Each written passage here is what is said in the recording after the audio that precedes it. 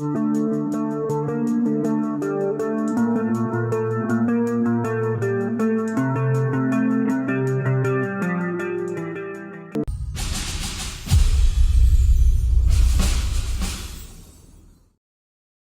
everyone, welcome back to the channel. Today we're going to take a quick look at the most recent release from the Black Series in the Bad Batch line. This of course is Wrecker. I've been waiting a while for this guy to come out. Pretty excited that he did. This just leaves, as far as current releases go, tech for me to have all of them. Still on the hunt for tech, but I was able to actually snag this guy at my local Walmart. I was pretty excited. Quick look at the package. Obviously you have Wrecker in his plastic prison. Star Wars Black Series. Nice box art on the side. I imagine if you line them all up, it would make a nice portrait of the whole team. There is a bio on the back. If you want to pause and read that, you can go right ahead. And just a simple side window on that side. All that being said, let's get him cracked open and see what he has in store for us. Stay tuned. And here's everything that comes in the package. We have the blaster, which is nothing new. This is actually the same exact mold that came with Hunter. Looks nice. Sculpted detail includes, you got a magazine on the side, different sculpting details here, just done in a black plastic. Didn't even give it a wash like the knife. So sadly it's nothing new, but it's good enough. It comes with his, I don't know if you want to call it a long dagger or short sword, but it is done really well. You got some nice silver paint all along the blade. You've got a wash along the handle. As you can see, it gives it kind of a speckled look.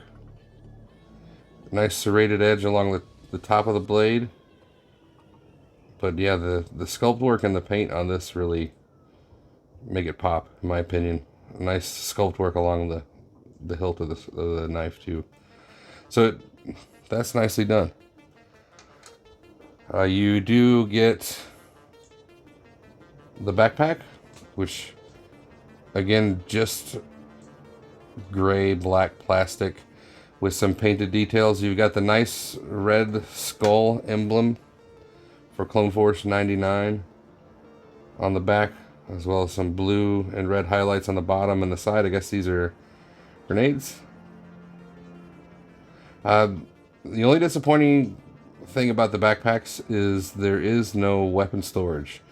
Only one of the 3 so far have had storage, and that was Crosshair for his gigantic sniper rifle. So that's a bit disappointing. And then lastly, you have his helmet, which in my opinion looks tremendous. Definitely has the feel of it was hand painted by Wrecker, just because of the inconsistencies and non-precise edging. The dripping on the Clone Force 99 symbol there looks really good. You can tell he did this himself, but it's a gray rubber, which I think actually may be painted. It's very hard to tell. I'm probably wrong. But white accents going all the way to the back. You've got red here on the rear, but it looks like mine bled over a little bit, but that's okay. Black on the top, continuation of white for the skull. Black eyes. I think it looks really, really good. So let's take a look at the figure. Now, this is probably my biggest issue with this toy. The head sculpt is not quite there. And the head, for one, it's too wide, to be honest. I'm going to put a picture right here. I know he's very large and bulky, but to me, the head just, it's not quite right. It looks good with the one painted eye and then the one white eye. I think that looks fantastic. You got a wonderful, decent amount of scarring detail along the side as well. It does look good, but it's too wide. But there is plenty of articulation. It's got the double ball peg method, so it goes down to the chest, and he can tilt his head forward actually quite a bit. He can tilt it back. He does have the ability to look up, and you can get definitely some attitude, which I think is fitting for the character. Coming down the chest, you've got some wonderful detail as far as battle damage and scarring. This is all painted as well. The scratch marks everywhere, they look awesome. This is actually, it's a rubber piece, so it's movable. At points you'll see that it's not sitting, the head isn't sitting quite even. So you can actually tug this left and right to adjust it, which is interesting. I think they had to do that in order to add some more bulk to the character. Looking at the arms, once again we see the skull and then the Clone Force 99, nice red accents along the shoulder pads. These don't allow for the shoulder pad to move for a full 360. The arms would be able to do it, but if you look inside, there's a little groove. If you can see it there. So the shoulder pads can only move that much. I think that's kind of a mistake, because that is going to prevent you from doing a full 360 on the arm. I mean, not that you would really need to. It's still tremendously articulated. Does have the butterfly in the chest as well. You can see it moving there. So it's not really needed to do a full 360, but I think that's just going to cause some unnecessary wear and tear on the figure as you manipulate the arms over time. Hunter and Crosshair both have the ability to do a full 360 with the shoulder pad, which is nice. Nice, because I think that just is going to prevent any kind of tears or wearing of the leather over time. But I mean, you can still do all the way out, up and down quite a bit. There is a rotation right above the elbow. You can get more than 90 degrees of bend.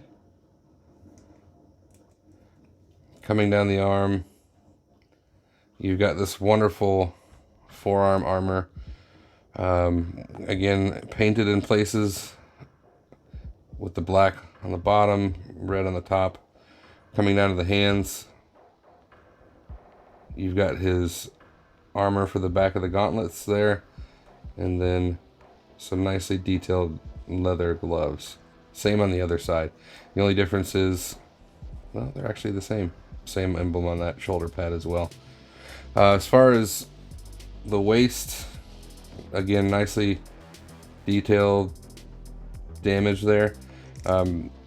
He does have a ball joint, so he can pivot back and forth, as well as rotation. So that's nicely done. The waist, you've got, again, painted damage and sculpting. You got red accents on the belt details. Coming down to the legs, they've painted the cloth portion of the armor for his legs black, and the legs look really good. Definitely as though he's seen a lot of combat with his leg armor. I mean, some nice red accents, a lot of silver along any kind of edge lines here, any creases in the armor. Definitely showing some wear and tear. You've got his sheath for his knife. Nicely detailed with some sculpting, some more red and blue accents there. I'm glad they just didn't make it just a simple flat sheath. And coming down to the feet, actually, you've got a thigh cut, and see, legs can go up to there. You got a 90-degree bend, which, him being in armor, I think that's acceptable for sure. I like how the knee pad floats rather than bends with it. It's a nice touch. And then the feet, up and down, rocker. It's a really, really nicely articulated figure. Got some wonderful detail on the feet there as well. There's the view from the back. I love the red that comes all the way around the collar. Everything looks really good. So now we can bring in his accessories. The backpack, I do like the T rather than just the peg. Allows it to stay straight on his back, which is nice. We can bring in his blade.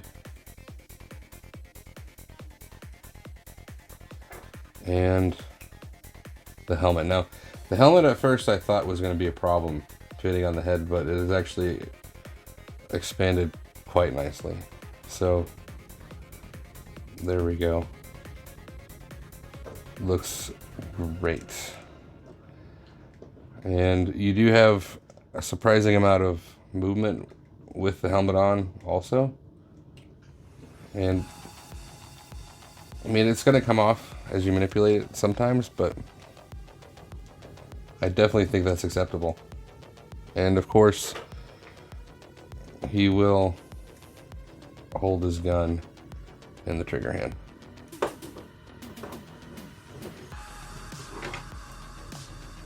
Just fine.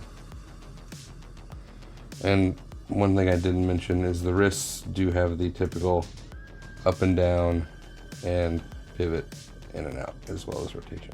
So all in all, nicely done figure. Here he is with his teammates that have been released thus far. I'm on the lookout for the Imperial version of him as well, and if you're following the story, you know what I'm referring to. And I think that they do size well together. I mean, he's supposed to be bigger, and I think they pulled that off nicely. So I'm glad to see that they aren't the same height. One thing that I've noticed isn't the same, if you look at Hunter's knife, it's got the yellow paint as though it's a hot blade. In the cartoon, his long dagger has that effect, but they failed to put it on for the release of the toy. Not a huge deal, just a discrepancy that I've noticed. So let's wrap it up by starting up with the negatives. I feel like he could have been a little bit taller, and the head is definitely too wide. But those are minor. I mean, I'm gonna have him displayed with his helmet on most of the time anyhow. So I think that overall, the positives definitely outweigh the negatives. For example, the sculpting and the paint detail are superb. He's not able to store his blaster, but that's just a minor problem in my opinion. The short dagger, or sorry, the long dagger or short sword, it just seems more fitting for the character, so I'll be displaying with a blaster anyhow. But overall, I'm actually quite impressed with this team, and Hasbro's been doing a really good job with the figures in this line. I have no complaints that are major, to be honest. Everything is just nitpicky. So I found mine at my local Walmart. They had 5 one day. I grabbed 1, and the next day the rest were gone. So good luck on your hunting. I'm sure he's going to be available online soon if he's not already. So I recommend check out thechosenprime.com or toydojo.com, 2 wonderful places to do your online toy shopping. They have a wide variety of products to choose from. So all that being said, I do highly recommend the figure. I recommend the line. And yeah, good luck on your toy hunts. With all that being said, if you haven't already, please like the video, subscribe to the channel, and share with your friends.